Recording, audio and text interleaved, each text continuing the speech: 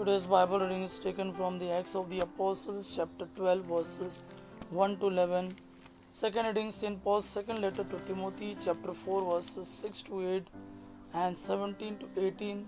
And today's Gospel according to Matthew, chapter 16, verses 13 to 19. Acts of the Apostles, chapter 12, verses 1 to 11. About this time, King Herod began to persecute some members of the church. He had James, the brother of John, put to death by the sword. When he saw that this pleased the Jews, he went on to arrest Peter. This happened during the time of the festival of unleavened bread.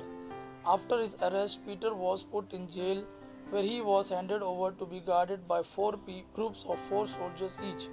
Herod planned to put him on trial in jail. Herod planned to put him on trial in public after Passover. So Peter was kept in jail, but the people of the church were praying earnestly to God for him.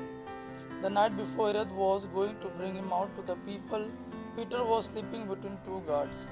He was tied with 2 chains, and there were guards on duty at the prison gate. Suddenly an angel of the Lord stood there, and a light shone in the cell. The angel shook Peter by the shoulder, woke him up and said, "Hurry, get up." At once the chains fell off Peter's hand. Then the angel said, "Fasten your belt and put on your sandals." Peter did so, and the angel said, "Put your cloak around you and come with me." Peter followed him out of the prison, not knowing, however, if what the angel was doing was real. He thought he was seeing a vision. They passed by the first guard post and then the second, and came at last to the iron gate leading into the city. The gate opened for them by itself, and they went out. They walked down a street, and suddenly the angel left Peter. Then Peter realized what had happened to him and said, "Now I know that is really true. The Lord sent his angel to rescue me from Herod's power and from everything the Jewish people expected to happen."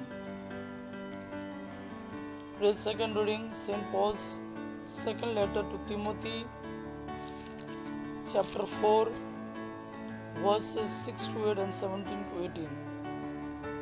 As for me, the hour has come for me to be sacrificed. The time is here for me to live this life. I have done my best in the race. I have run the full distance and I have kept the faith. And now there is waiting for me the victory prize of being put right with God, which the Lord, the righteous judge, will give me on that day, and not only to me, but to all those who wait with love for him to appear. But the Lord stayed with me and gave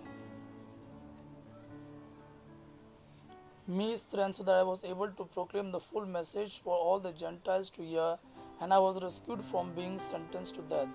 And the Lord will rescue me from all evil and take me safely into his heavenly kingdom.